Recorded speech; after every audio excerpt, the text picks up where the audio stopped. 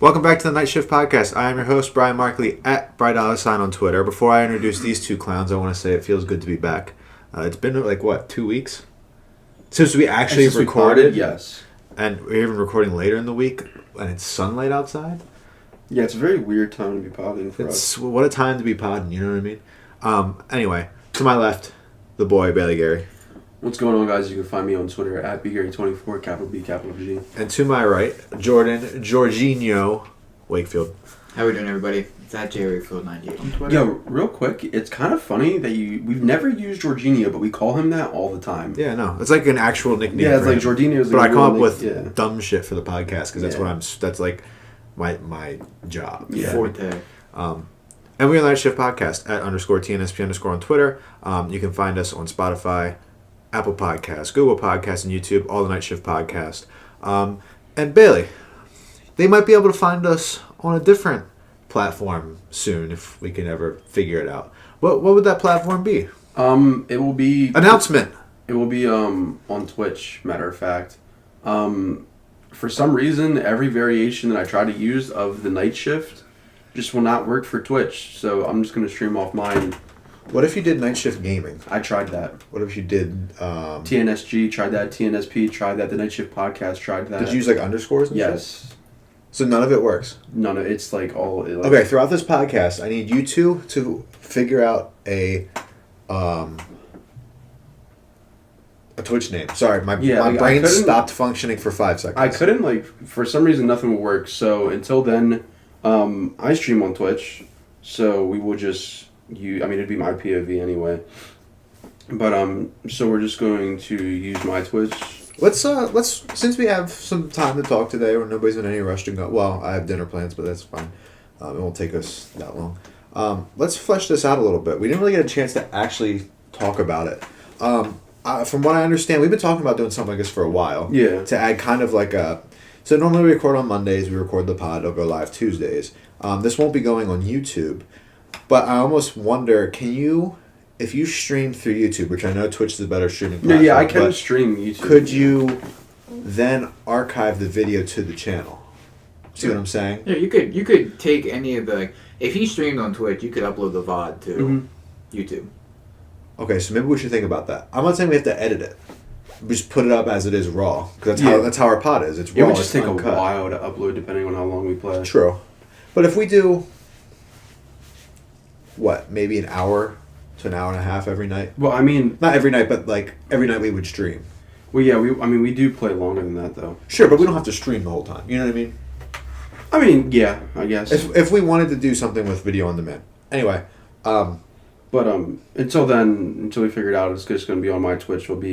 It's just Insomniac, O before the I is lowercase, OINSOMNIAK. Which we can link in the description. Yeah, it'll be in the description below. Or if you're subscribed to my YouTube channel, it is over there. Check that out. Or unless in the next 24 hours. 24 to 48 to 72 to whatever's after 72. 96? Did I do math right? I don't know. Yeah, 74 plus 20. 72 plus 4. 48 times 2 is 96. Okay, thank you. Or you can do it that way. And we get a Twitch name. We will announce the Twitch name and channel and link that all in our socials and everything. But mostly... Go ahead. No. You're looking at Trade news. Yeah. What? Trade news. Nothing with you. Oh, I thought you said Drake. No. I was like, what the fuck? Drake? But until then, name aside, I think it's going to involve us three, of course. It will most likely involve Matt as well, who was on our episode last week, even though we recorded that episode 2 weeks ago. Time's very strange and my brain hurts, so that's kind of where we're at. I think here you get the first bit of news. I think we're going to start this with Overcooked. I think that's the plan. Yes. No, it'll be Apex. Well, if you do that tonight. It'll be somewhere. Well, but if you're hearing this tonight, if we stream tonight, you're hearing this tomorrow, so you would have missed it. But point still stands. I think we're going to be doing a lot of Overcooked on stream together, with including Matt. So he will be with us as well. So something fun that we can... It's a more natural landscape for us. This is becoming more natural for us, as you can see from the very if beginning. you followed us from the jump till now, we've been a lot more comfortable in our element here. But yeah, just adding another aspect to it, connecting to the podcast. It gets better every week. I don't drink often when I'm on the pod because I have to drive. But like, if I'm at home in the comfort of my home. Yeah, I definitely think the pod has gotten better every week. And I almost forgot to say it, but if we still have time after this, we need to work on a new logo. Mm-hmm. We'll get there. Yeah, that'd be the next point of improvement. Mm-hmm. But yeah, so look for potential Twitch name, if not us streaming. Yeah, I'll tweet it. It'll be tweeted out. I want to say it's. Podcast. I want to say at most twice a week, at very most. Yeah. But I would say mostly Monday nights. Yeah. I would say probably Monday nights with the occasional maybe Thursday. Yeah. Yeah. Because I close, so no, I have all Thursdays. Yeah. Right, that's the Right, only 'cause other I week work that. Possibility of a Thursday. It just depends. And here and there. How long is your bowling league, Jordan? That actually will be ending in May. No. Yes. End of April, beginning of May. So end of April, beginning of May, it would probably be a lot easier to do twice a week. Mm-hmm. So yeah, tune in. It'll be a fun time. Always is with us. Absolutely. Let's just start it off then. What we're listening to, what we're doing. It's been 2 weeks, so I would expect some newer stuff. I'll go first. Go ahead. So music-wise, we have 2 projects that we'll be talking about. I'm finally happy to talk about music. Yes, we actually have music stuff to talk about. That is what this podcast was kind of based off of. Mm-hmm. But I'm excited to talk about that. Besides that, nothing too new. One thing I will say is I've been because you can't listen to copyrighted music on Twitch, so I've been listening to a lot of video game soundtracks while playing Hearthstone, and I don't know, I like listening to video game soundtracks. It's just something that because you can't because Twitch is like a walking out now and you can't listen to music. It's kind of dumb. I don't know, when did that start, Jordan? That was recently, wasn't it? Yeah, that was kind of recent. Hold on one second. Because I know like T-Pain and like Logic were making, Yeah, giving people permission to use that music, which was super cool. But yeah, they've kind of fallen into the same play that YouTube has, where you can't play music. If you need good video game music for your background on your streams, any Mega Man soundtrack ever will be perfect. If you go on Twitch on Spotify and you look up gaming music, like there's like a whole playlist of just soundtrack music. A lot of those old Nintendo games have fantastic absolutely soundtracks. So, what else? Actually, this is an exciting time to be an anime fan. Absolutely, it is. So, Re:Zero Season 2 just ended. It is now sad boy hours because we have to wait for Season 3. I don't anticipate Season 3 to take as long as Season 2 did. There was a gap from Season 1 to Season 2 was 4 years, and that was a pain. But I'm thinking that was just because, the first season, no one expected Re:Zero to be as big as it became. So I think it's going to be, especially with how successful the second season was, it's going to come out a lot sooner than 4 years. The next episode, Brian, I don't know if you know this, of Attack on Titan, will actually be the last because it is a 2-part season. They're splitting it up. Re:Zero, what? Yeah, Re:Zero did the same thing. This was the second half of the Re:Zero season. So after this episode, it will be split, and I'm guessing you'll see that it won't be summer. I'm guessing you'll see that fall 2021. Nuh-uh. Yeah. Dog. Yeah. Why? Probably because COVID. Probably. That's probably the reasoning behind it. Fuck COVID. Yeah. But this will give you time to watch other shows. I don't want to watch other shows. Yes. No, I don't. This is the one I want to watch. Yeah. I don't want to watch the 5,000 episodes of Naruto and Shippuden and whatever the fuck is after that. It's just Naruto, and then there's Naruto Shippuden. You don't watch Boruto because Boruto is an L. Okay. Yes. Boruto's fucking ass. You ruined everything. I have a lot of hate towards Boruto. But I see a lot of people clown that on the Twitter machine. It's an L. But Brian, we are, even though we're losing Attack on Titan Sundays, we are gaining My Hero Saturdays. I was so hyped for My Hero on Saturdays and Attack on Titan on Sundays. You'll get that once, because this Saturday and this next episode is going to be a mad cliffhanger for Attack on Titan too. I'm about to be sick as fuck. But besides that, I have really no clue what I'm watching summer 2021. God, that low-key ruined my mood. It's fine. Kyle Lowry's still a Raptor, just remember that. Well, we'll get into it, but yeah. that did Yeah. So I don't know what else is really going to be on Crunchyroll. That's mainly what we use. But I may check out some other shows in the past that I haven't watched that are really, really good. Video games, nothing too different. COD and Hearthstone are kind of my play right now. That's about it. You want to go or you want me to? You can go. I'll go. You fixed your teraflops? I did, yeah. How Computer. about your What the fuck did you say earlier before the Your pod? Megatex or something like your that? Mega Millions? Yeah. I haven't hit on the Mega Millions yet, but the computer's working fantastic. I got it all fixed and everything finally. Fuck everybody that works computer support. They don't know shit.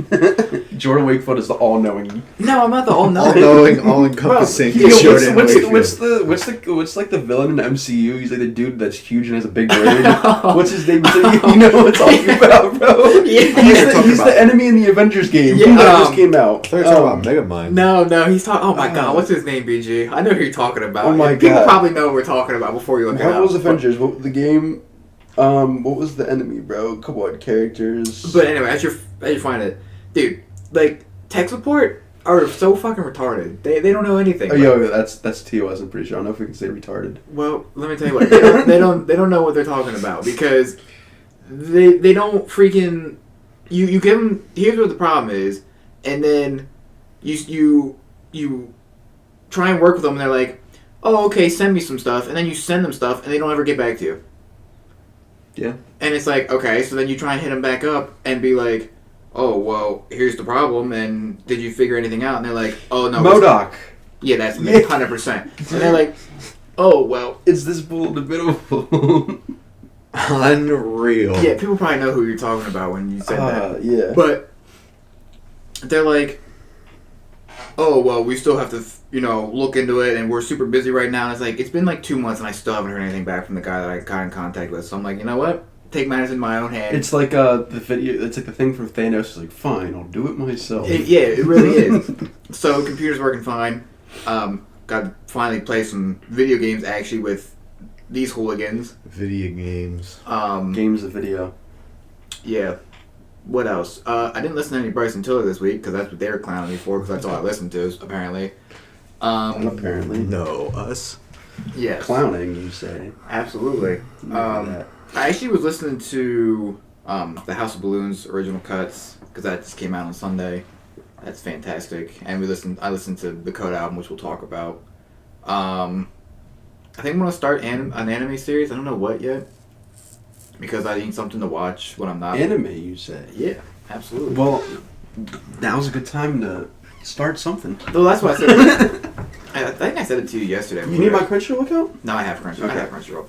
Yeah, but do you have premium? Of course. Oh, okay. Of course. Yeah, because I had premium when Super was airing. And all the episodes were coming out on there. And I just never canceled it. So I still have it rolling. But Anime's great. Anime's well, great. yeah, of course. But I just need something to watch. What the heck is that? I don't know. Dude's mom just died and you're laughing at it. Well, You didn't know? I didn't know. Come on, I just now. seen a picture of a dude and this old lady, and it's just on Twitter. I don't know. Yeah, I don't know what I'm going to start anime-wise because there's a whole genre, and I've seen some stuff like part way through, and I just never finished it. So Have you watched Attack on Titan? I've seen parts of it. Have you watched My Hero? I haven't watched. That's what Brian said I should watch. There's a lot of shit you can watch. Well, that's bro. what I There's mean, a bunch like, of good anime's stuff so- out there, bro. Broad. It's just the goated. It's just the best thing in life, man. Yeah. Like, I don't know. Like, I say it all the time, but like, I was just sitting there watching the last episode of ReZero today. I'm like, dog, like, anime's untouchable, bro. Like, I don't give a shit. Y'all could call people weebs or whatever, make fun of people for liking 2D Yeah, but, characters. like, no, These like 2D they said, characters like- have more personality than half the I don't know bitches, if so I you- don't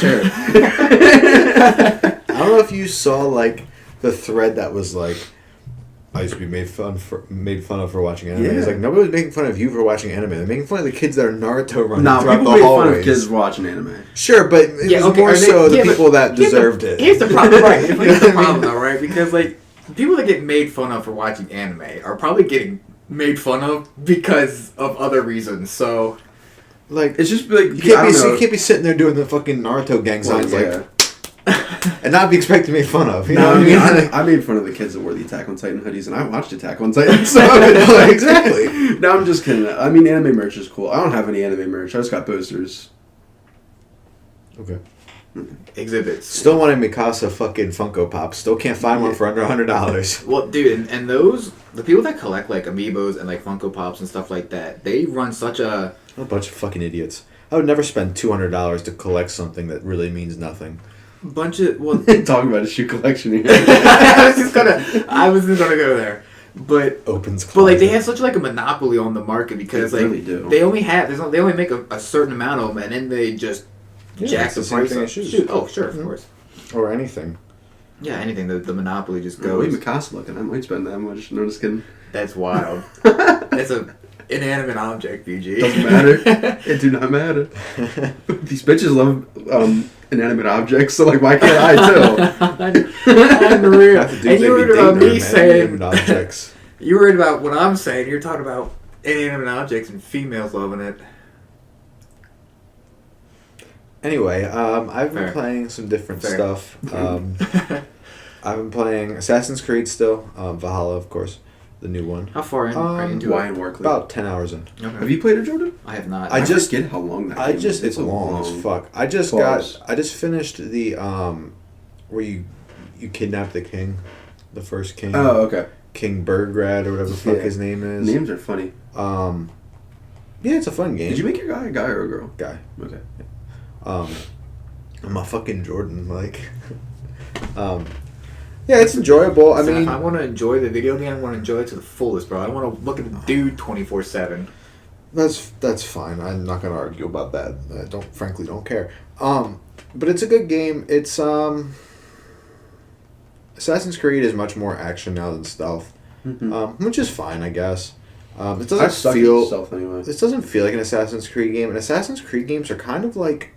It's like a weird, not learning curve, but like 60 to 70 The- hours, by the way. the physics of everything and just how your guy moves and the combat takes a minute to get used to. So like, it's not That like, was my biggest gripe with it. it's not like the most like smoothest game ever, but Assassin's Creed has never been. So I'm not mad at it. I'm enjoying it. I like the premise and the theme and the characters and everything. So that's cool. My big thing has been playing Apex. I've never played. Well, I shouldn't say I never played Apex. I probably might have played one game of Apex before.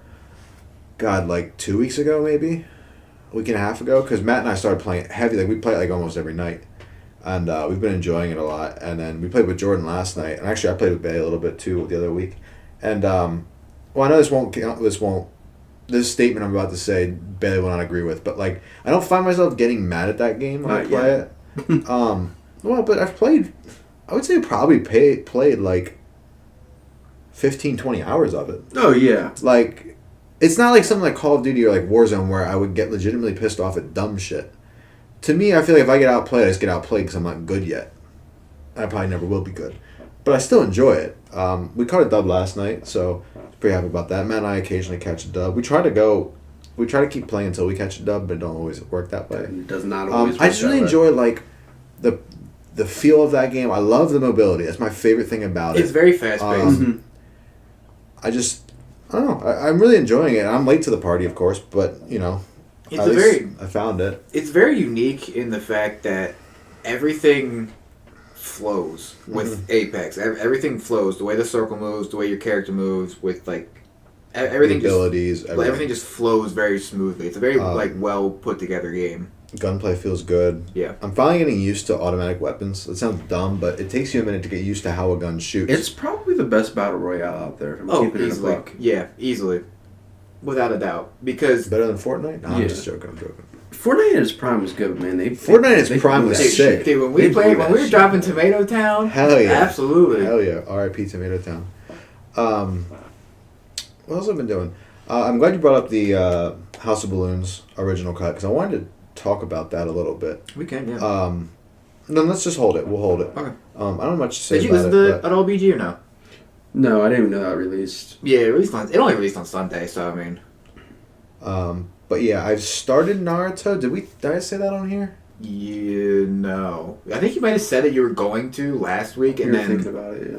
I did actually start Naruto, and I actually accidentally started Naruto Shippuden first because I didn't know that was the second thing. Part, yeah. So I'm thoroughly confused, and I hit up Bailey, and I'm like, I'm watching the right shit, right? He's like, no, you gotta watch Yeah, Naruto. we were at work. I was like, "What? You're I'm watching Shippuden first?"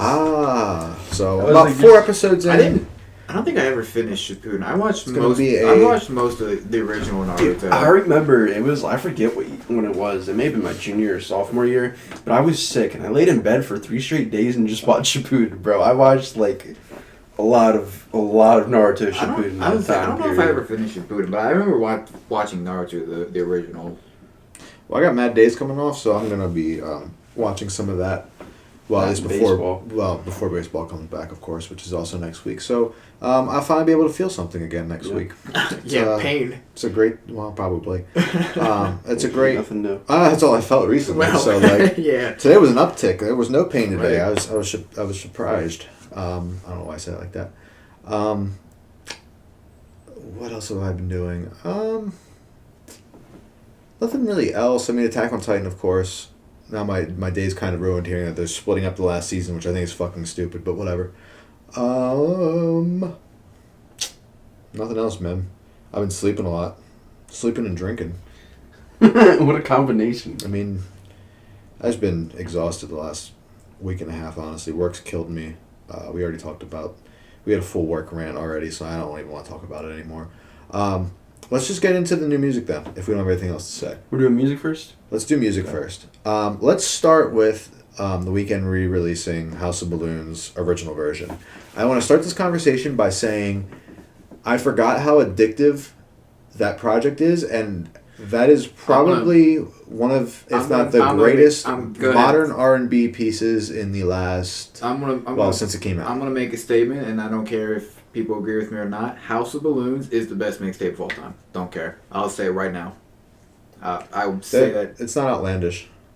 100%. It's the best of the trilogy, of course. I think it's the best Weeknd project. I'd agree. I don't think it's close. 100% I'd agree. But yeah, we were talking about like the it being the original cut. You can't really hear it. You hear it in some of like the samples and whatnot. Like it's very the samples into What You Need wasn't there on the trilogy version. So you hear that, and there's some like the way some of the choruses are hooked up and the backing vocals and everything are a little different. It's very like subtle. Excuse me. Very like subtle changes on songs that like you have to really listen to in order to like, okay, that doesn't sound exactly the same, but that being said, I like this version better. Oh, 100%. What up, Rastafro? I thought you were going down. I'm like, oh god, down goes BG. But yeah, I was listening to it again and I was like, man, yeah, this is really special and it's really addictive, and it's crazy how well that project, which was made in 2011, fits in with modern R&B today, and kind of that sound, that dark kind of sound that The Weeknd started with, and how it still stands up today. So that was a really cool little thing. I wonder if he'll do it with the other two. I think he probably will. I would be interested to hear what the other ones sounded like with the original cuts as well. But if there is any like super drastic changes on the songs, or if it's just like subtle ones again. I think it would just be subtle. I don't think Trilogy is too far different from what the originals were. It's just a little bit better sounding. Do we want to go Benny or Kota next? Probably Benny. Because we've probably talked about the most. Probably, yeah, because I don't really have anything to say. Let me start by saying this is my favorite project of the year so far. The Benny Project. Okay. Yeah. That shit's good, bro. I really like Harry Fraud as a producer too. So yes, that also has. I have another conversation we'll talk about with music as we continue the conversation. But what I really like about this Benny project as opposed to Burden of Proof is I love the length of it. I love when projects are like in that like 10-song max range. I think that's perfect. It doesn't overstay its welcome. It gives you what it needs to do, especially with a guy like Benny. You're in and you're out in 30 minutes. 30 minute stops. You don't really. They don't take your time for granted when you're listening to it. One thing I do not like is the Fat Joe verse. I think the Fat Joe verse kind of sucks, but like I get because Fat Joe is like a New York icon. Yeah. So I get it. My favorite song right now is probably the one with Ross. I really like that one. I think it's Plug Talk. I think is the one. Is that the name No. of that song? What's that song? Rick Ross isn't on the album. Yes, he is. No, he isn't. 2 Chainz. I'm sorry. Yes. 2 Chainz is Plug Talk, right? Okay. I think I'm confused. I was gonna say because I was about to ask. Ross was 2 Ross was on the last one. Yes. Yeah. Did that 2 Chainz verse though? Yeah. Yeah, he killed that Yeah. shit. Plug Talk probably my favorite too. Oh god, fucking voice crack, bro. I feel like 2 Chainz doesn't get a lot of like. That's why he He reminds doesn't- me of Ross. He doesn't get as much love as he deserves. Well, I wouldn't even say love. I feel like he just doesn't get a lot of talk. Yeah, I but feel- 2 I feel like Chainz it- great, man. I feel like people just don't talk about 2 Chainz. 2 Chainz was huge our freshman year. 2 Yeah, Chainz When funny he put as out hell. that what was the album called? Was it True? All the True. chain with the literally Yeah, album yeah, cover yeah, with 2 yeah. Chainz. It Yes. has like the song with Drake. I forget the name of it, but I know I what do you're talking too. about. I'm Different was on there. No Lie, right? No Lie, yep. Was it the one that, Birthday song was on there Yeah, isn't Yuck. that the birthday song one where he's like with Kanye. no, but what's All I this? want for my birthday. Yeah, it's that song. But there was another one that was like, or was it the same song? He said something like when I die, bury me inside the Gucci Yeah. store. Which one is that? Yeah, that's Is that birthday? it's the same Yeah, song. Yeah, I song thought for so. sure. Yeah, pretty Dude, sure my same song. friend Bryce, I don't know, every time he played GTA, bro, he would just randomly yell at it. Like, he would just, like, kill you, and he would just, like, stay, like, That's when I die, amazing. bury me That sounds like inside the something we Gucci would store. do. Oh god, our GTA adventures. That's Dude, a whole GTA worm, is that's a so funny, wormhole, bro. bro. Oh my god, That's a we should wormhole. stream that game. Oh my Dude, I'd god. have to buy it again. Oh my god. Download the 9 million gigabyte updates that come with it. I think if I bought GTA 5, it would take up the rest of my storage on my PC. Imagine us doing the GTA 5 heist. Oh Bro, if my there's 4 of us, God. we could. I'd have to buy it again, like I said. Matt and I have it because I know we got on there the I other have day. it on Steam. I sold my We'll have to Xbox. think about it. We'll It's have on to think Steam. about it. Yeah, I know. I'd have It's to buy probably it again. cheap too. You can get it pretty cheap. But we have to say about the Benny Project. I only listened to it like 3 times so far, so Runtime, I mean, 9 songs is perfect. I mean, I don't know. Do you think it's better than the first Plugs I Met? yeah. Yeah, maybe I have to re-listen to Plugs I Met, the first one. Excuse me, because that first one's fire. I mean, Benny just... Damn, it's just wings, I'm telling you. But, like, man, these guys are so consistent. Like, they don't miss it all. Like, anytime a Benny or Conway or West Side Project gets put out, you just know you're going to get some heat every time. And Benny, once again, delivered. I still think he's probably the best out of the 3. Every line, like, everything he says, like, it's kind of hard to believe that some people actually do this shit, but Benny did this shit. And I don't know if he's still doing this shit, but you can definitely believe everything he's saying. Benny's got bars, always has, always will. Good features. Not Rick Ross. I mean, listen up now. 2 Chainz definitely had the best feature. The shit's timeless. I mean, this is the kind of music they make. These guys would survive in any era. These guys are definitely legends, and they keep continuing this great run. They haven't missed in maybe ever. Like, these guys never put out a bad project. So Sorry. yeah, I see that. That's funny as shit. I wasn't ready for that to be the first thing I saw in this Lowry hype video. But What a yeah, guy. is it my favorite Benny project? I don't know. Do I think it's better than the first Plugs I Met again? I don't know. I'd have to go back and like listen to it, but it's definitely really good. It's definitely up there for project of the year so far. Do you like it better than Burden of Proof? Yes. What I like about this is it's the production that I like more so. A little more grittier. Yeah, I agree. Anytime you put Benny or any of these guys, I mean West Side can survive. Like, is probably the worst on one of these scary ass beats. But anytime you throw Benny or Conway on these beats, bro, It's because West Side sound like a Mickey Mouse with Yeah. too much coke. yes. Conway sounds like he just came straight out of hell. I would argue Kanye is... Conway's the Jesus. scariest. I would argue Conway is the best rapper out of them. Yes. Conway made somebody kill himself because he lost a rap battle. Like, yeah, come on now. Conway different, That's bro. just different. Conway is different. I mean, this guy is one side of his face just does not function because he was shot there, and his ad lib is like that shit's scary, bro. He'll say something about killing someone or selling coke, and then you just hear this. Sounds like Boo laughing from Mario. does, That shit's it does. eerie, bro. But yeah, I mean, again, Griselda is untouchable. They haven't put out a bad project. Like, when's the last time Griselda took an L? Never since you and I started listening. That's to what I'm him. saying. I think the last time Griselda took an L was maybe when they were not even making music and they were selling drugs and they lost like they lost like a kilo. That's the last time they took an L. Last time Conway took an L was when he got shot. No shit, that's the last time he took. You know what? That guy who took his shot had probably died. So he probably ain't taking any L's, bro. Like, let's transition into the Kota project, which I think is a little more interesting because I know, Jordan, you got a little more spend time with this. Yo, real quick, I just want to say this is 10 times better than this other album. I forget what the name of it was. Yes. Summertime? But Summer House or Summer something House, like but that. this production, Static did a great job on production. That is the topic I want to talk about then. Let's talk about the album itself first. I think you and I were talking about it. The first song, Wolves, is is probably one of my favorite songs right now. That I don't song think is- a single song miss. No, on the no, project. but I like Wolves, them all. that song is fan-fucking-tastic. I love that song. And I was not expecting that. I kind of thought... Oh, the first one was called Everything, by the way. Well, not the first one, but the last year's.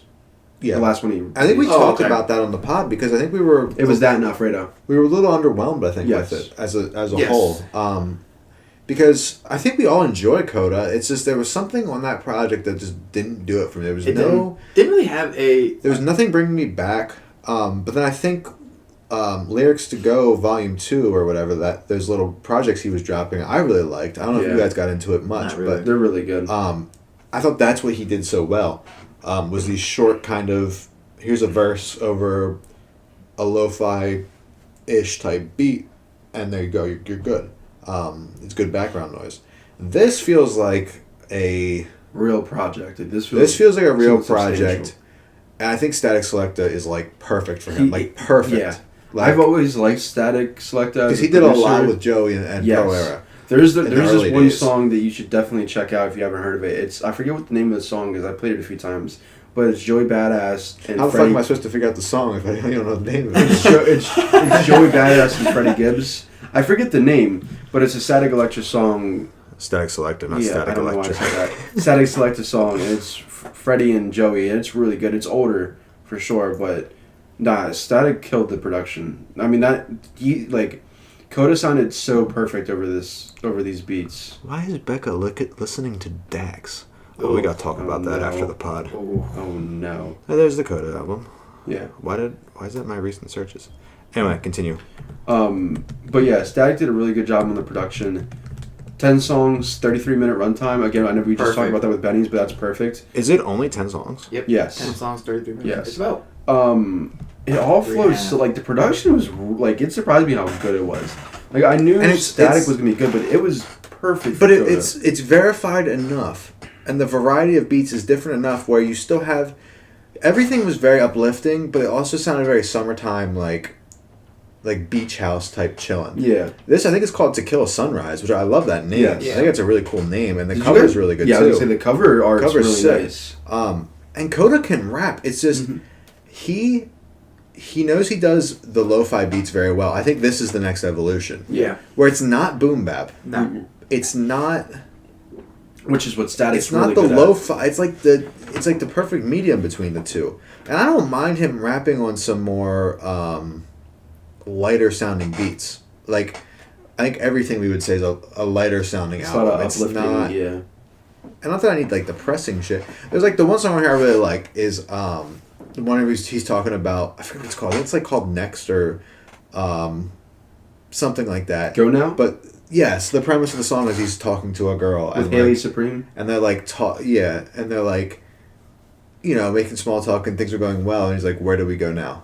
I like that type of shit from Kota because I think he's very. You can really relate to him. Like he's super, Yeah. super down Well, he to has earth. one line on this album. I forget what song it's on, but he said, "I'll be making millions still show up in a Jetta or something like that." He talks Yeah, about- my old Jetta. Yeah, whatever. yeah, and I mean that just really speaks to like Well, even you Kota's remember person. on Lyrics Go Volume 1 on the song Berlin, he said, Yeah. bought a crib in Pennsylvania, it's a complex or something like Yeah, that. Like, yeah. he's not like, we like to say, like, oh, he's relatable. Like, when we talk He's about not rappers, a very but materialistic guy. no.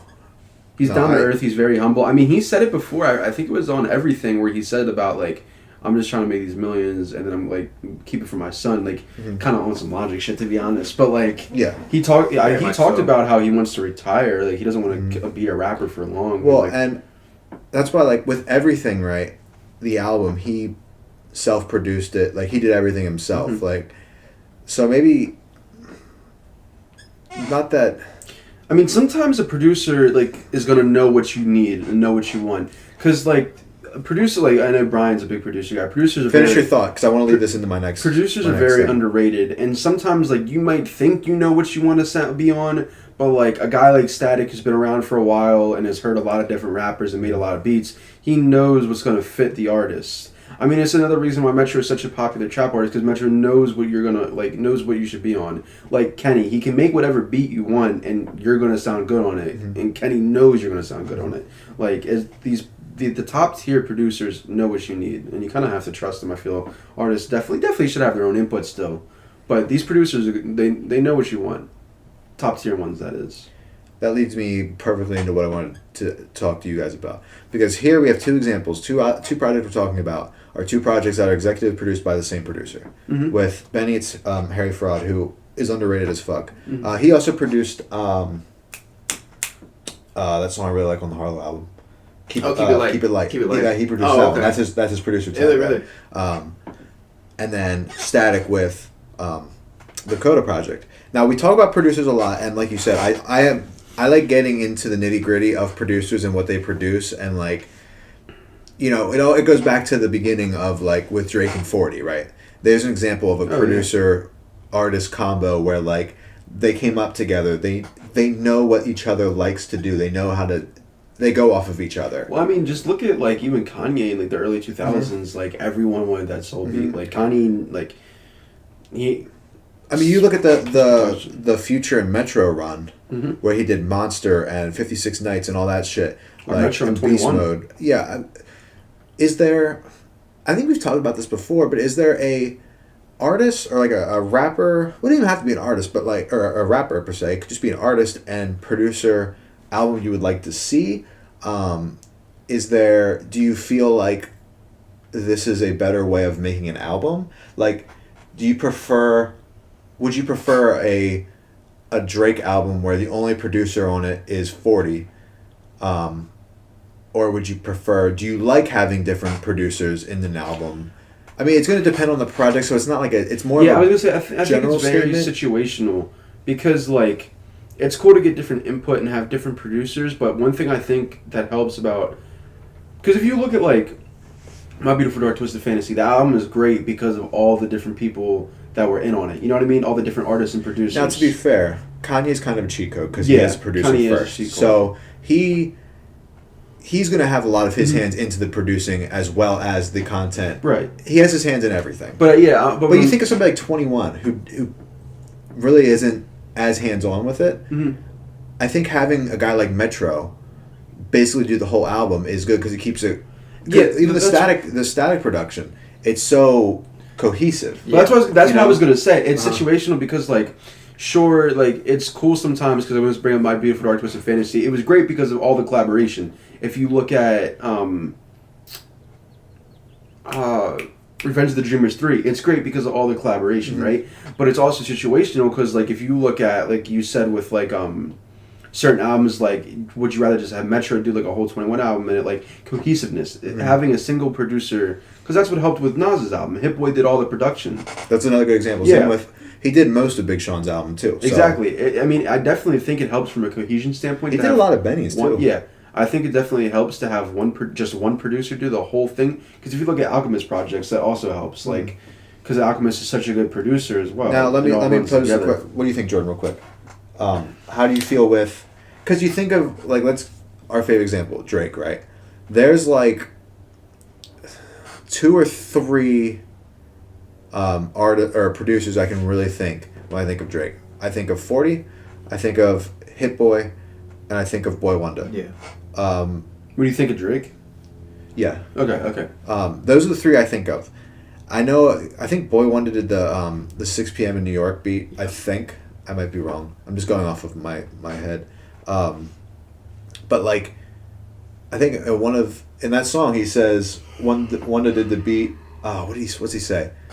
Told Wanda to send the beat and I got it covered or something like that. Yeah. He says that, and it's like the chemistry between a rapper and a producer I think is very important, and I think it's very overlooked. Yes, I don't think people understand. I think it's a necessity too because if there's not like a chemistry between like the artist making music and the producer, if there's not like a connection on the beat or something like that, then the final product is not going to turn out as well as you want it to be. If you have like a clash of personalities or ideas, then it's not going to flow. It's not going to be cohesive. It's not going to do all the things that you guys just. That's what I about. was gonna say. Like, if you look at like the episodes of The Cave with Kenny Beats, like his chemistry with the people he brings in is like great. Like, look at the episode with Vince Staples. That's like a prime example. Mm-hmm. Like, they're just having fun, but it like works together. Like, Vince is known for rapping on some weird ass beats and shit you'll not typically hear people rap on. Mm-hmm. That beat he raps on is very jumpy and very weird, but it works perfectly. And I mean, Vince is that just kind of artist too, where he likes to rap on like these beats that most artists would not hop on because it just sounds too weird or it wouldn't flow well enough for them or exactly what they want. But like Kenny knows again like what Vince likes and what Vince is good on. I mean, if you've listened to Vince, like I think a perfect example of that is I forget the name of the song, I'm drawing a blank, but he says the first line is "Bitch, you thirsty? Please here drink a Sprite." Mm-hmm. Like. That beat is so good, but it's not something you typically hear people like rap on. It sounds like a dumbed down siren. Well, Vince, you know this because you listen to him.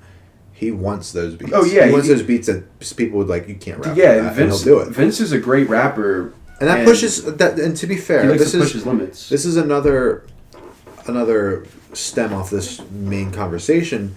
Some people don't like that. Yeah. Some people don't like that experimental. Some people like the more traditional sound of a guy like a Metro nowadays. Yeah. Like Metro's a staple in rap. Boy Wonda's beats. I think these are like the safest bets ever. Yeah. A guy like Kenny, what I really like is if you watch The Cave, he will often ask the artist he's working with, how are you feeling? What mood are you in? And what do you want? Mm-hmm. And he will make something out of that. And that's just, to me, that is genius. Mm-hmm. People like to downplay hip hop and rap because there's a lot of sampling, a lot of interpolating. And sampling's not easy. And it's not easy. Not only is it not easy, but it is in itself, sampling in itself is an art form. Yes. So you're taking a part of another song, sure, that part's already made, but to make that into something new and then have somebody else use that same sample and make it into something completely different. Because there's plenty of beats we've heard where the same song has the same beat or the same sample, but it's used in two totally different ways. Yep.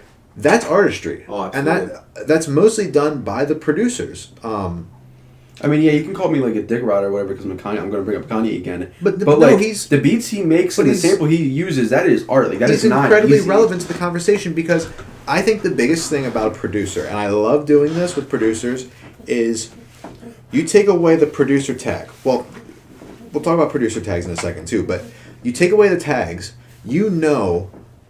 When Kanye had his hands in production, you know what that sounds like. Mm-hmm. Yeah. You know what a Metro Boomin beat sounds like. You know what I would say. You know what 40 does. Yeah. He does that thing where the shit sounds like it's underwater. Yeah. That's what he does. He reverses the track, stuff like that. You know what these top producers do, and I think it's interesting to me, like a guy like Metro, right? That Metro Boomin tag adds so much more to the song now. 100%. Or like. What are some other ones? Take Heath. That's a great one. We haven't really heard much from him recently, but he had that run, much like Metro did. I think Metro is just very unique in the sense that he is the trap guy. He is that guy. I don't think you're going to find a better trap producer right now. It's just super cool to me that like producer tags now are just as are a really big deal. It adds like a hype to it. Like, Kenny Beats, like, whoa, Kenny. Yeah, like, you heard that on, what was that, Westbrook? Was it? Yeah. And the first song. On DiCaprio too. Frequency change. Yes. Yeah. Well, not that one, but the actual first song. Stick Talk. Stick Talk. Yeah. Slick Talk. And then it's with the second one's with ASAP Ferg, whatever that is. Yeah, Westbrook, yeah. Or like, what other producer tags? I mean, the Harry Fraud one we talked about. Static. Yeah. Do you think Hit Boys is really good. Yeah. But like Boy Wonder does not have you don't hear the producer tag, but you know it's Boy Wonder. I mean, he does a lot of Canadian artists, but who else? What are some other notable producer tags? I'm drawing a blank now that we're talking about it. 808 Mafia. Yeah. Maybach. Huh? Oh, that's the whole group. That's Maybach music. But I was thinking just tags. But yeah, tags. Just Blaze. Yeah. Don Cannon. Yeah, there's some good ones. There's one that I'm drawing a blank. I can't remember what it is. What was the one for Bobby Shmurda? Something Beats. Oh, Jaho Beats. Jaho Beats, yeah. Because he did a Meek song too. Oh, House Party? Hold on, what's another Meek one? song? The Baby's producer. Jetson. Oh, Jetson. Oh no, Jetson made another one. You know, it's the exact sounding beat with the piano. But yeah, we've talked about producers and the importance of producers and whatnot, but I think I really enjoy these projects where it's an artist with a producer. I just think that's super neat because a lot of them make for better, and they're not long. They're just like Freddie Gibbs has a lot of those. Currency has a lot of those. There's something about an artist and a producer that can sit down and collaborate together and make. I'd say for this, that can make a small production of music and it all just sounds good when it flows. It all together. That just something about that is super unique and special. That goes back to the whole thing with Drake and 40. Much like you were saying bad about Kanye, it's like Drake says how he can't do half the shit he does without 40 because 40 he's like the brains behind the whole thing. Yeah. You know what I mean? Like obviously Drake's a great artist in and of himself. We know that, but like the producers that. And for the most part, a lot of them don't get the shine they deserve. Oh, no. I think they're genuinely underpaid unless you're not a big one. Think about how these big artists that we have nowadays, would they be as big as they were if they didn't have the production behind it? Not even just the producers, but like the engineers, their entire I will say, team, there's a lot of people that don't care about what you say anymore. So producers are huge. The producers are more important now than ever before. Because people just want something that sounds good. Exactly. The sound of it is more important than what is being said, and that's what makes for big hits these days. But yeah, we can hop off this conversation now because it's kind of stemmed out broader than what I intended it to be. But I did want to talk about that because I think it's interesting to see when you have... And I think there's fine with some variety of production in a project too. It just depends what you want. What you expect from like a Certified Lover Boy, right? We talk about this mystery album every fucking week, but that's gonna have we know what to expect from it. Did you guys see the meme I sent to the group chat the other day where he was like dancing or whatever, and someone said like that ACL up the top to me? No, that's when he was pretending to be Steph. Remember? Yeah. So you expect you know what to expect on a Drake studio album production wise, but like. That's what made the Metro and Future and Drake project so special was at the time, those were probably three of the biggest artists, well, Metro not being an artist, but being a producer, like, that's like putting three of the top guys in their craft all together. So that, while that project, we love it, but it's not like, I wouldn't say it's like a huge, crazy, crazy good project. It's solid for sure for what it is. It was just memorable because of it was Future, it was Drake, it was Metro Boomin. So, if you guys don't have anything else to say, we will. I think we should probably just mention it one more time since we kind of did stem off very far. But that Kota project and Benny project are two of the best out right now, and they were both very good and definitely worth a spin. Oh, and they won't take much of your time up either. I think the Kota album is going to be a lot more not accessible, but like more people can get into it than the Benny one. Oh yeah. But I get that people don't want to listen to coke and murder, but that's right in my alley. Bumping the whip. There's bumping the whip. So as you could probably see, based off of our appearance, we're repping. Missed the memo. That's all right. That's right. You're always repping. Missed the memo.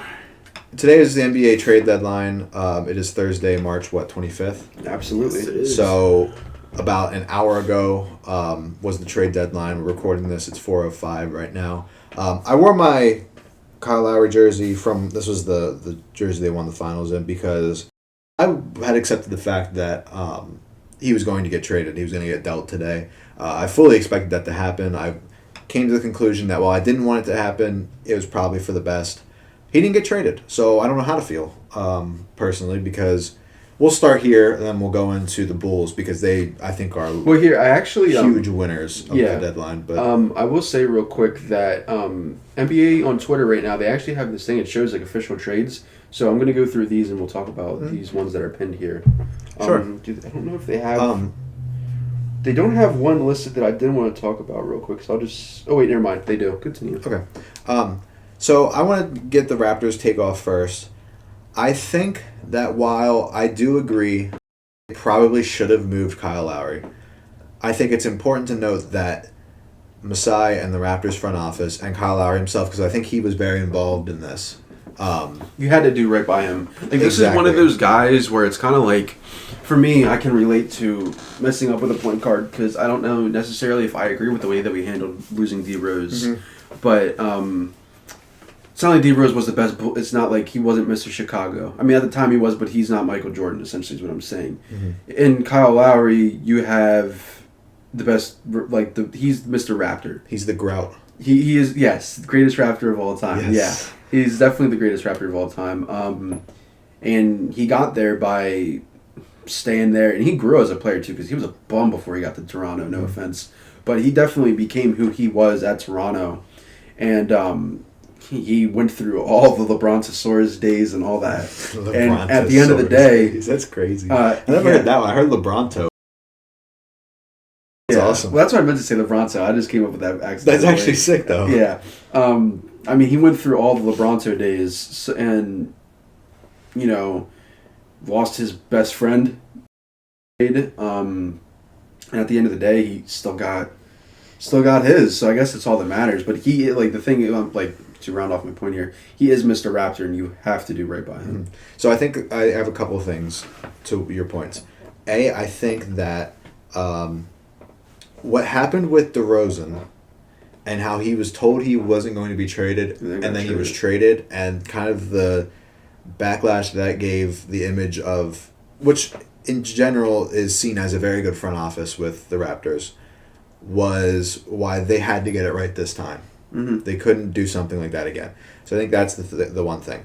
The second thing, more so about trading Lowry, I think the best fit in my mind, as much as I hate to admit it, was the Sixers. I think the Sixers could have provided you with And he's from Philly. Draft compensation, young players, and yes, he's from Philly. They're trying to win a championship. That's home for him. They need a point guard and a guy who can shoot from the perimeter. It's a perfect fit. And he can defend. They didn't want to give up all their assets. I get that. But the thing is funny for me, Raptors fan, the effect of the Kawhi trade, right? Because when DeRozan got traded for Kawhi, the circumstance is a little bit different, right? Because Kawhi, they wanted him out of San Antonio. Everybody hated him there. DeRozan, we loved DeRozan. Drake said it. City loved me like I'm DeMar DeRozan. You ask any Raptors fan ever, we all adore him. He's the same. He's not the greatest Raptor ever, but he's probably second or third. He's it's top either three. him or Vince. I think it'll go. Kyle will get his jersey retired, and then Vince, and then probably DeMar, and then Kawhi. I think is the order. What about Chris Bosh? He's probably in there somewhere, but. McGrady might be in. I don't know. He wasn't there long. Right. That's kind of like the.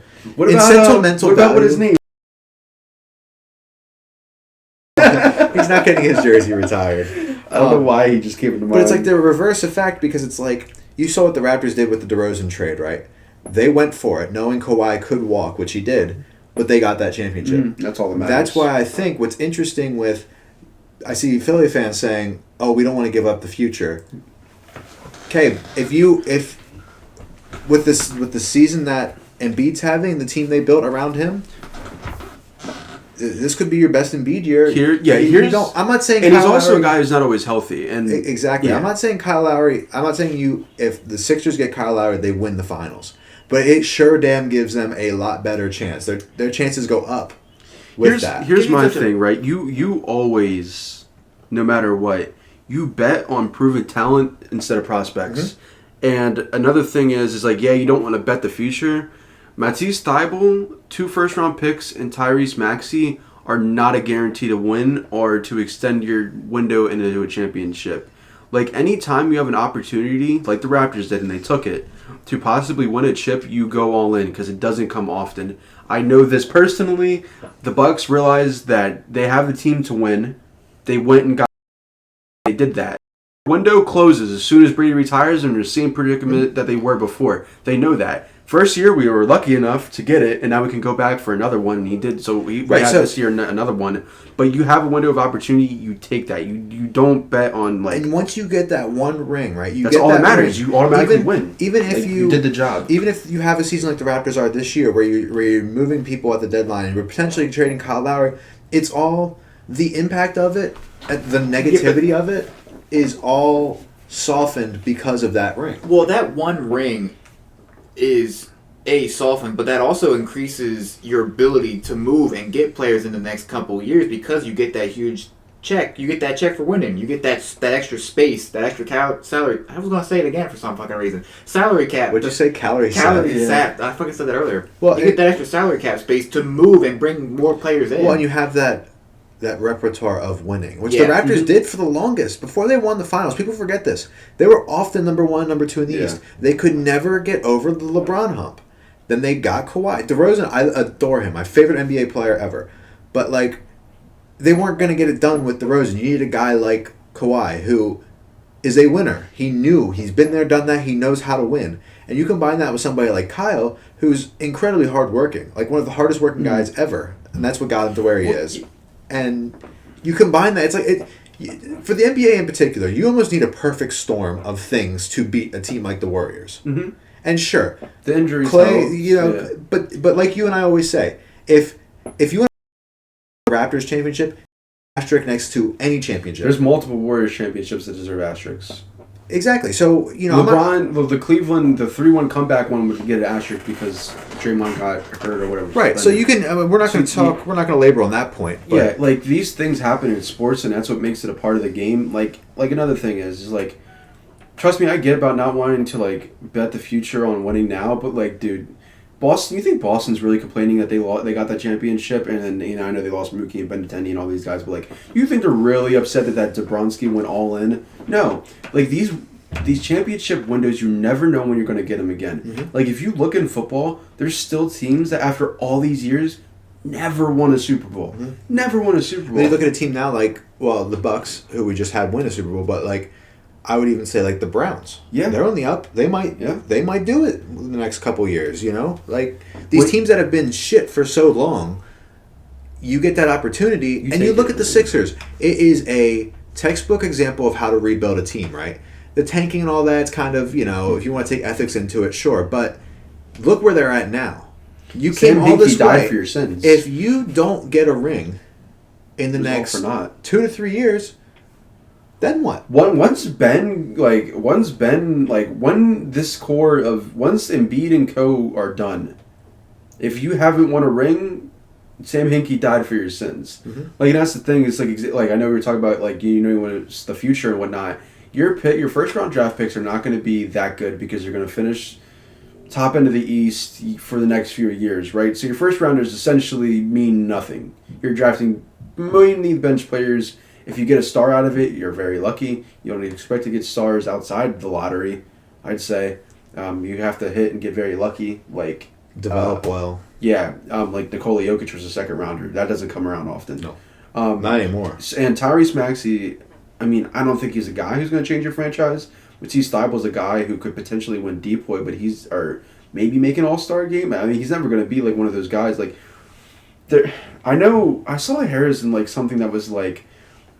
The Sixers want to win now, and trading what they would have to trade to get, I think it like something about if you had to move Thibault and Green or something like that, like it would not be that would hurt your win now chances, like because they're for their defense. Yeah, like I get the whole defense thing, but it's because somebody got guard KD. Well, I guess they also don't want to go through another situation where you have Jimmy Butler, Ben Simmons, Tobias Harris, and Joel Embiid, which is understandable. But see, I think Lowry's a better fit than what Butler was. I mean, Butler, the only thing... I know what you're saying. The only reason Butler was a bad fit with the Sixers is because he is your shot creator, and you have a lot of guys that need the balls in their hand. You said you have a lot of guys that need balls in their hand. You have a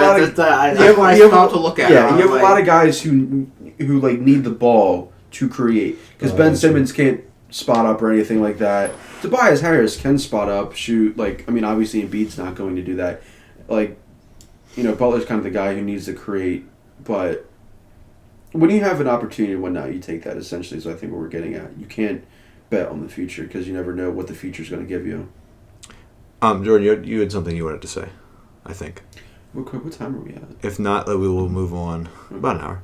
Oh, I was just going to say, I mean, Bailey kind of hit on it already. I was just going to say that you have a guaranteed playmaker at your starting point guard who can get the ball to the assets that he needs and can also shoot and distribute the ball and is a proven winner. Somebody who can win. Absolutely.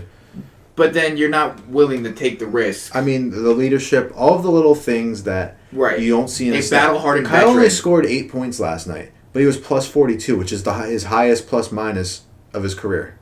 It's like, sports are very poetic in that sense. Right. But, like, there's so much more he brings to the table than, even at 35 years old, which he did just turn 35. Happy birthday, Kyle. I love you. He brings so much more, and, like, the grit he brings on both ends, I think he would have been perfect in Philly because if you think of Philly, you think of gritty, hardworking, also very annoying. Kyle's also very annoying. So, yeah. BG, your Chicago Bulls. I almost said Toronto Bulls. Well, no, we can get to that when. Okay, you want I want to go these? through all these trades. We'll get to it. I'm going to tell you, I probably won't have much to say about a lot of these. A majority of these. That's fine. Okay, so the first one we'll talk about will be the Houston trades.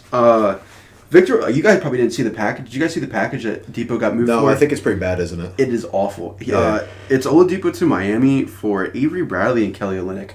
Essentially, they gave a bag of chips for a star perimeter defense player who can also score the ball. The only reason why I think that package is so bad is because isn't he a free agent? Yes. So he's going to want the bag. Yeah. And Miami trying to win now. So there's an example of... going in for it. Sure, but they didn't have to go. They didn't really... Avery Bradley and Kelly Olynyk. Yeah. It'd be like me giving you fucking Aaron Baines and fucking... Alex Len. He's not even on the Raptors anymore, but sure. Wait, he's not? Oh, God, no. They released him a while ago. I don't even know. Give him fucking Utah... Watanabe, yeah. Oh, okay. No, but I mean, And this Davis. is a huge W for Miami.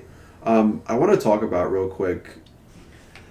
The Rockets have done very bad in their trades. Yeah. This because now they're talking about a buyout with John Wall. Instead of having Jarrett Allen and Chris LeVert, you traded Depot and got nothing. You want to know what's even crazier? Is that the Rockets accepted that trade from Brooklyn for Harden instead of the Philly package. Yeah. Which could have got them Ben Simmons. Yeah. Which is kind of bonkers to think about, but I don't really like the Sixers, so I don't really feel the bad. Rockets front office must have gone to shit after Remember left. when the majority of Sixers fan base chose fucking Ben Simmons over James Harden? Yeah. That's just James kinda Harden, wild. arguably the greatest scorer to ever touch a basketball. Arguably MVP. Yeah. Yeah. That's funny. We just talked about it. It's a guy who can't fucking shoot an open three. Philly Yeah. Twitter's In funny, bro. Fucking Philly Twitter is funny. professional basketball. Listen, you see, I'm a half a Philly fan. I consider myself because I only like 2 out. Yeah, of but you are a I very like 2 out of the 4 major. you are a Philly very sports. aware Philly fan. Like Which I've gone to a unreal. Cardinals Phillies game with Bailey already, and Bailey been arguing with other people on my behalf. Bro, I was at I'll say this. This is my Brian's story when we went to see the Phillies and the Cardinals. Jose Martinez was in the outfield. And if you know anything about baseball, nowadays you have cards for the players in the lineup to know where to Cardinals. Yeah, to know where to line Here all up. week. To line Nice up shit podcast. where you know where to line up God. defensively. Andy, get that shit. Yeah, I dog. need to give that shit. There it to, is again. Cards to know where to line up in the outfield and know hitters' tendencies. And some guessing drunk because it is Philly. And it wasn't me. That's the crazy part. Was making fun of Jose Martinez for looking at cards because he doesn't know what he's doing.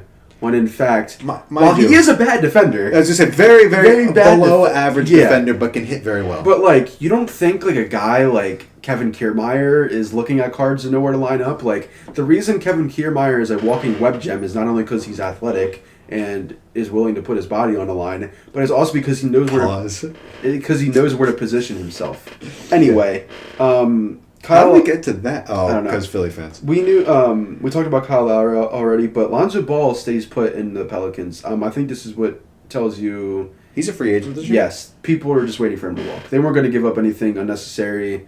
I think it's very similar to the Lowry situation. Yeah, because I saw apparently the Bulls were interested in trading We're interested in trading Lowry Markkinen for Lonzo, and because they're both expiring. But I don't know. I mean, there's not any necessarily a point because there's no guarantee for either team that either player will stay. I'm a big Lonzo guy. I love Lonzo. Yeah, Lonzo's great. I'd love Lonzo on my team. Knicks fans would also love him. That being said, as well. LaMelo's better, and I hope LaMelo recovers soon because Yes, not LaMelo. Still Rookie of the Year. Hawks trade Rajon Rondo to the Clippers for Lou Will, draft picks, plus cash. you want to talk about a guy that's been passed around like a cheap whore. Rajon Rondo? Yeah. Yeah. Yeah. I get what the Clippers are doing Reggie Jackson is Reggie. Yeah, is it Reggie Jackson? Before you actually have a good basketball discussion about this Rajon Rondo trade, Rajon Rondo really is like a cheap whore. Yeah, because he's really good at one thing. Playmaking. Exactly. What's a cheap whore really good at? Well, that has to be determined. That is to be determined. You get the gist. Yeah. But he was on the Celtics, right? When it was for the longest, when they won, when he was really good. It was and now he's played for the Celtics, the Hawks. He's played for the Lakers. I don't really know. He's played for a good amount of teams. Was he on the Rockets at one point? Am I tripping? You might be tripping. God damn, he was really past. But now he's on the Clippers. He's one of those players that just don't go away. I'm sorry. Yeah. The Clippers need a point guard who can play make, and I get it because I think it's Reggie Jackson as their point guard, and is not a very good point guard. Lou Will in Atlanta, it kind of makes sense to me anyway. Lou Will seems like an Atlanta guy. Yeah, I'm on a first name basis with him. I know what he likes. Lou, I mean, he had two girlfriends at once and they got along. Lou Will, so yeah. What? Yeah, you know it's the song "6 Man" by Drake. Yeah, he says two girls and they get along like I'm Lou. It's because Lou Will legitimately had two girlfriends. Yeah, they knew about each other and they were just perfectly cool with it. If that's not legend, what a life! That's not legendary. Yeah. I don't know what it is. What a life! Although he did not like playing in Canada, so fuck Lou Will. Continue. Yeah. The North remembers. But Lou Will is now in Atlanta. So the best 6 men to ever play the game is in Atlanta now. Raptors trade Norm Powell to the Blazers for Gary Trent and Rodney Hood. I will let the Raptors fans speak in a moment, but I think this is a good trade for the both teams, actually. If you're the Raptors, you get Gary Trent, who's very good and fits the timeline, and Rodney Hood is a very good bench player. Norm Powell is a good guy that you can either play at small forward or shooting guard. He's a good guy. I thought he was going to stop there. He's a good guy. Or you can come off the bench and be your 6 man. You can. I mean, it's definitely going to start, right? Potentially. He definitely helps for when C.J. McCollum or Dame need to take a break because he can take the ball and score. As we've seen he had like 20-some starts this year. He's been insane. I mean, I'm happy with Gary Trent. I think he's only like 22. He's not old. The Bulls were in on him and I wanted him. He can fucking shoot, so pretty happy with that. Norm was going to want to get paid, and the Raptors weren't going to be able to match what he wanted. It's very similar to like the Fred VanVleet situation last year, but like Fred and Norm are a little different. Fred's I would say a more bona fide starter than what Norm is. He's way better than Norm. Norm can be very streaky, but I'll miss him, of course. He was a Raptor for the longest too, so. But I'm glad we got a decent return. I would have liked to pick, but I'll take a rotational piece because we don't have any, and Gary Trent. So. Another underrated trade, I think. Magic traded Evan Fournier to the Celtics for draft picks. This is a big W for the Celtics. I like Evan Fournier. I think he's a good guy that you can play at the shooting guard or the small forward position. Every time he says a good guy, then he's just going to stop. He's a good guy. Just continues on. He kills the Raptors. I know that. He can so everybody, but he can start or he can come off the bench. I think he's a good guy who can score. The only problem with him is his Celtics playoff numbers are kind of booty cheeks. It's fine. I mean, I wouldn't look too much into player. No, I know, but he's also with the Magic, so that probably count. The Magic are just always a 7th seed, so it's not like it matters. Not anymore. Not anymore. Now they are definitely bottom feeders. That team is dog. They down there with the Pistons. Shout out Jeff. Yeah. Detroit Pistons. This is a good move for the Celtics. I mean, it's not the guy from the Magic they wanted, but hey. It'll do. It will do. Bulls acquired Daniel Theis from the Celtics. They eventually did get this trade across the line. This is a last. This is the center trade that you are most excited about, right? Yes. This is actually huge in my opinion, because moving Gafford for Mo Wagner, it was Gafford. Well, we'll talk about it later. But the players that they moved to get Mo Wagner and I forget the other guy's name. To be honest, they did not have a backup center essentially. So moving for Theis, I think, is perfect. He'll back up a player to be named later. Cavaliers trade JaVale McGee to the Nuggets. I mean, to be honest, who cares? It's JaVale McGee. He's kind of a clown. Old, tall J. Cole. Yeah, he's kind of a clown. This surprised me. Wrong one. Mavericks require JJ Redick and Trey Lyles. I was very surprised that the Pelicans got someone to take JJ Redick. Isn't his contract like fucking huge? I don't know.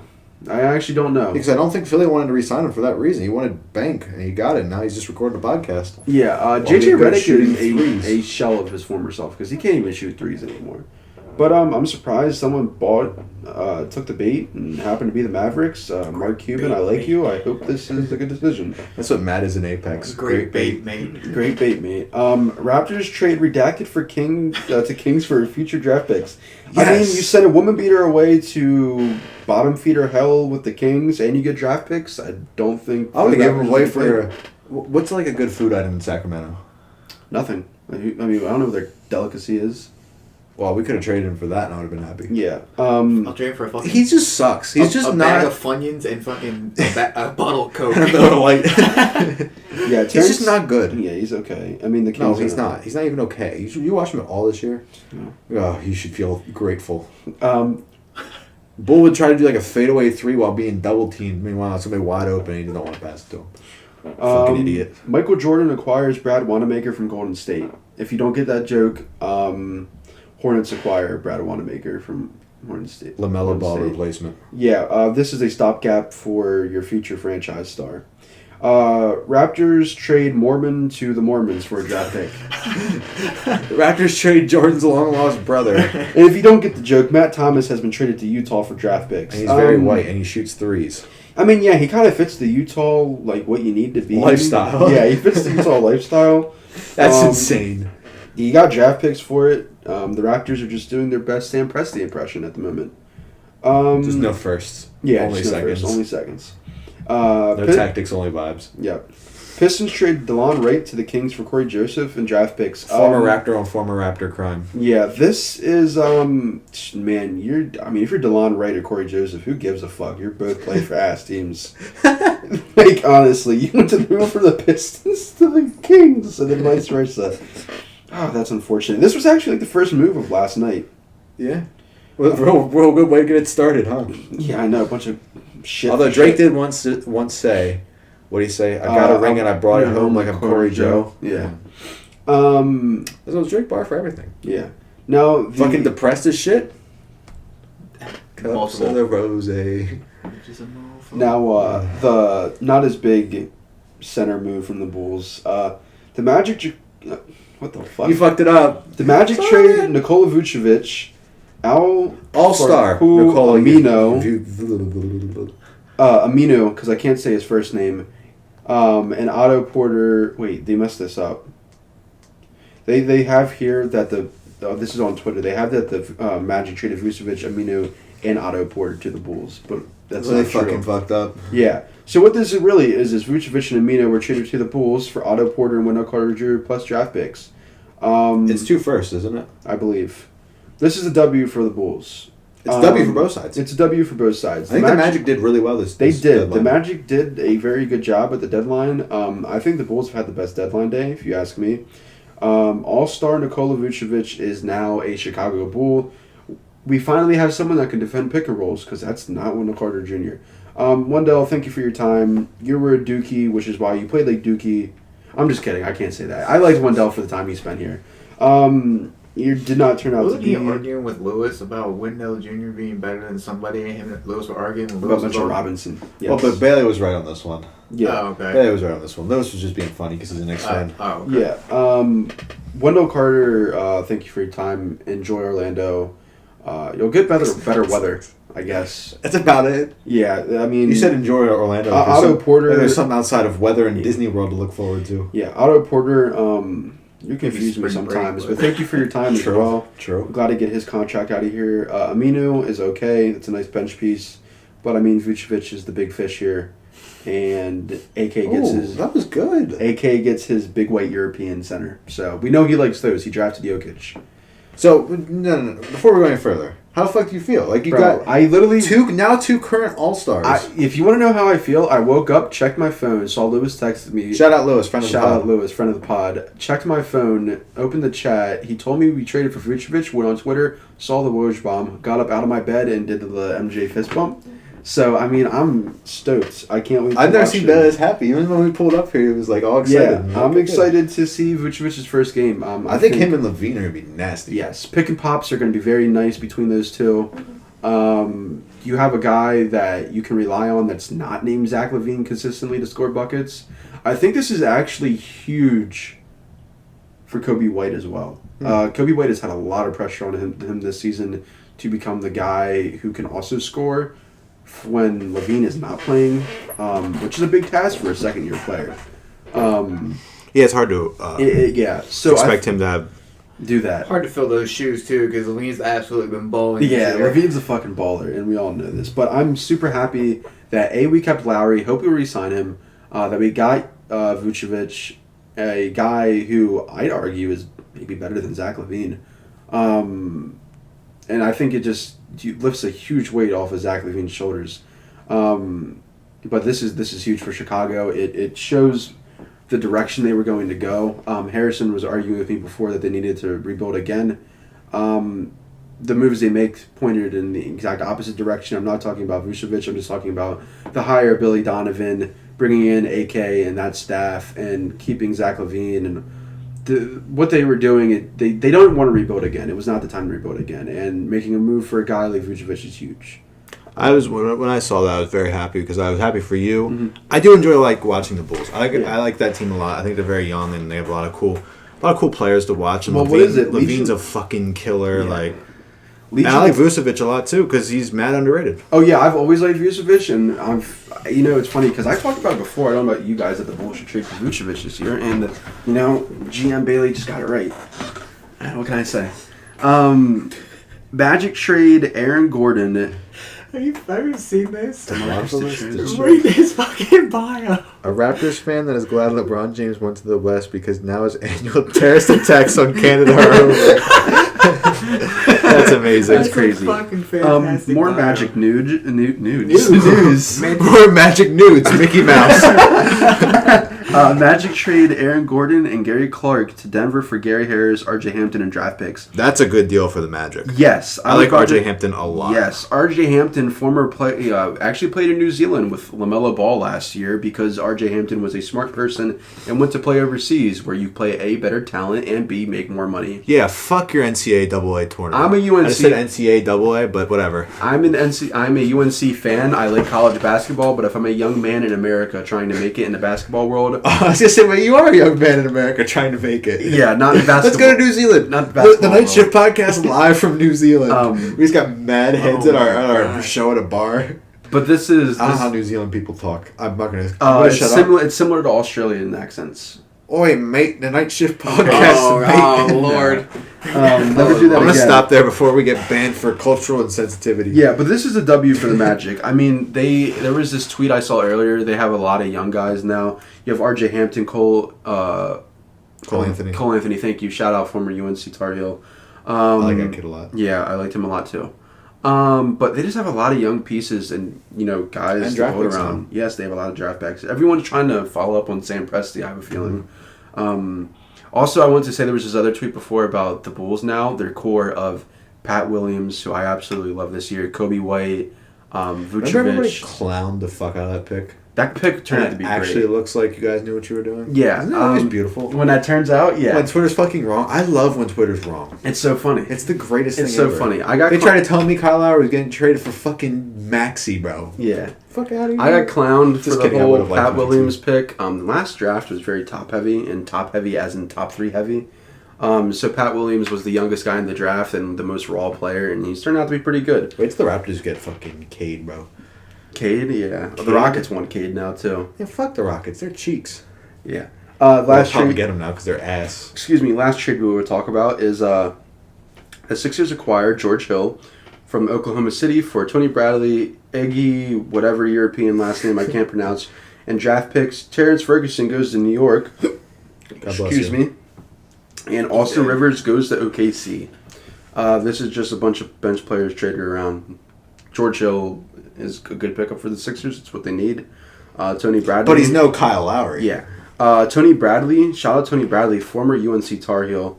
Nice to see him still hanging around in the NBA.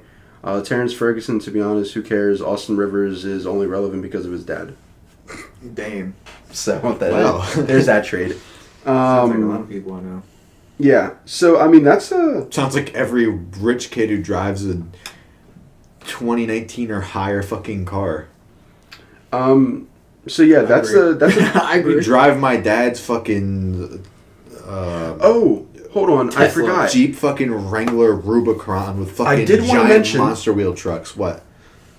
LaMarcus Aldridge is getting bought out, And so is Andre Drummond. and so is Andre Drummond, And so is potentially John Wall. potentially John Wall. I didn't have, did I have The that? Heat are front runners to lead for LA, Of course they are. which would be a huge W. Like LaMarcus Aldridge, I think it's. I want the Raptors to go for Drummond. You want the Raptors to go for Drummond? They freed up 2 roster spots. Maybe.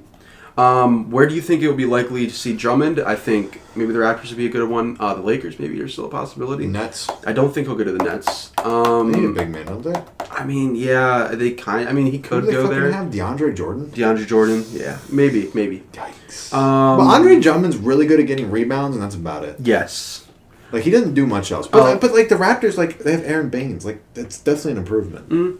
Aaron Baines sucks. LaMarcus Aldridge. I never want to see that man ever again in my life. LaMarcus Aldridge to the Heat. I think will be a good move. I think that's what will happen. But I don't like the Heat. he is apparently going to listen to other moves. Why not?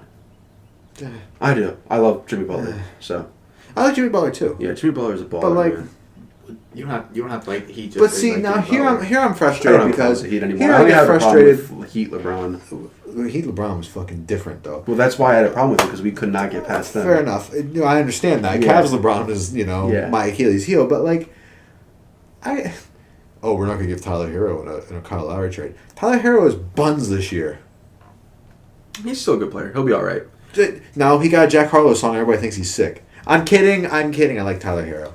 Also, if Jordan was an NBA player, he'd be Tyler Hero. I think the Heat may actually make a good run at this year. LA would be a nice pickup if they can get him. You already have Bam. You already have Tyler Hero. You already have Jimmy Butler. Now you got Oladipo. Goran Dragic, Depot. I've always been a big Depot guy. The Dragon. Yeah. Shut up, Matt. Fun fact that I just saw on Twitter: the Heat actually now have 6 Nigerians. Oh. Interesting enough. I don't Cool. know. It's just something that popped I up. didn't have the. What do you think about the Aaron Gordon trade? Aaron Gordon's a good player. I get what the Nuggets are trying to do, but I also think the Magic did a really good job in that trade. I think that's just a weird trade, just all over. Because like Aaron Gordon, like what's the best version of Aaron Gordon? There is a.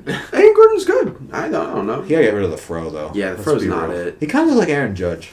They A kinda little look- bit, they a kinda little look bit, alike. yeah, They got yeah, the same yeah. like eye spacing. Real quick, biggest who would you? No, he does. He looks like Aaron Judge. Who do you guys think? Of all the features. The Yeah, eye he is spacing. very similar facial features. Who do you guys think is the biggest loser at the trade deadline? The Sixers. Me. No, seriously. Who do you guys think? What team is the biggest loser here? Did the Celtics really help themselves? In terms of like they didn't make any trades, or people that Just were what- engaged in trades. What team do you think may had the biggest L? I think the Rockets still easily had the biggest L. Yeah, it's a pretty Rockets big one. have been continuously Yeah, taking it's a pretty Yeah, big the Celtics Aaron at least Judge's- improved with Evan Fournier. True. You know what I mean? Okay, there's Aaron Judge. Okay. And here's Aaron Gordon. Uh-huh. Oh yeah, he'd be. Yeah. But the eye spacing is what killed me. Like, oh yeah, he has this. But it's the hand motions. It's like the eye Yeah. spacing. I think the he Rockets. does kind of look. They Are look like de- they'd be brothers. I think the Rockets. Are, Aaron. I think the Rockets are definitely the biggest loser at the deadline. Who do you guys think is the biggest winner? I'm gonna say either the Bulls or the Magic. I think the. I was gonna say the Bulls or the Magic are actually the biggest winners. Yeah. For the goal of the Magic now. I don't know who my biggest snub will be like in all legitness. I don't really know. I mean, I think the I don't Rockets were like shitty, that. but like I think there's teams. You could make the argument that the Raptors, in a way, are a loser because they didn't trade Lowry.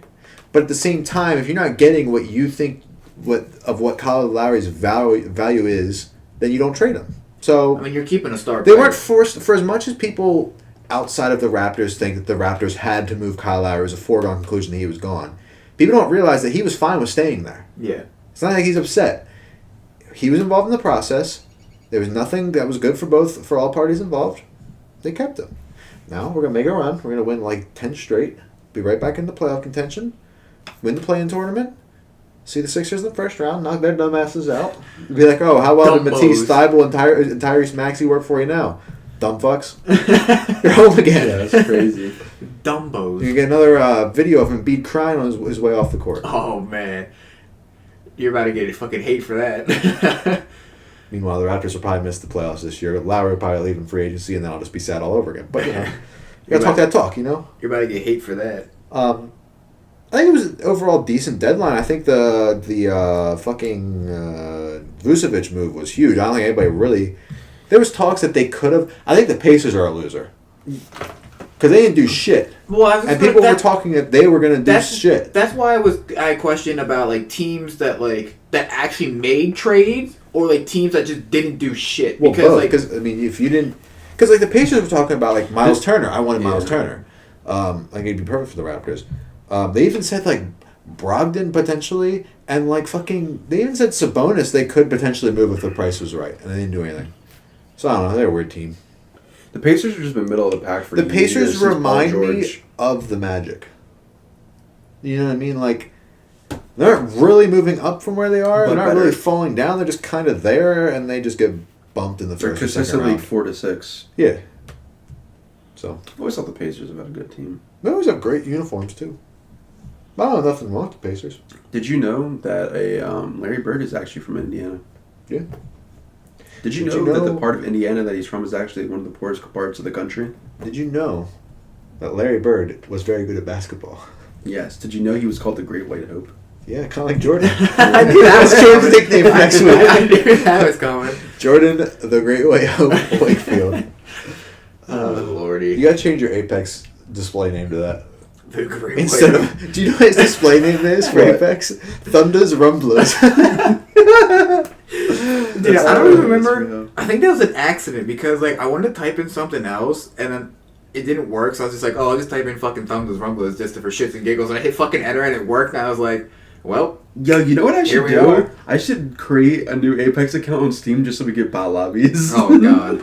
And stream it. So you can be like, we're really good at Apex. And then we get against good people and then we just get smoked. That's what happened to Matt and I. Speak for yourself. I was good at Apex. We won 12 games and then I was good at one point. Yeah. Trent's actually really good at Apex. I was good at he doesn't one play point. anymore, I'm pretty sure, but I think he sold his PlayStation. How can that man see when he plays? I don't know. He does. He used to be in... I think he hit Diamond at one point, which is above Plat. Doing plat only. We made that joke last week. Let's wrap it up. What do you think? I think we can wrap it up. What episode even is this? 38. I think. Yes, it is. You're right. It's been episode 38. We're almost at the 40 mark of the Night Shift podcast. Hey, we almost have 45 subscribers. Oh, shit. We're at 44.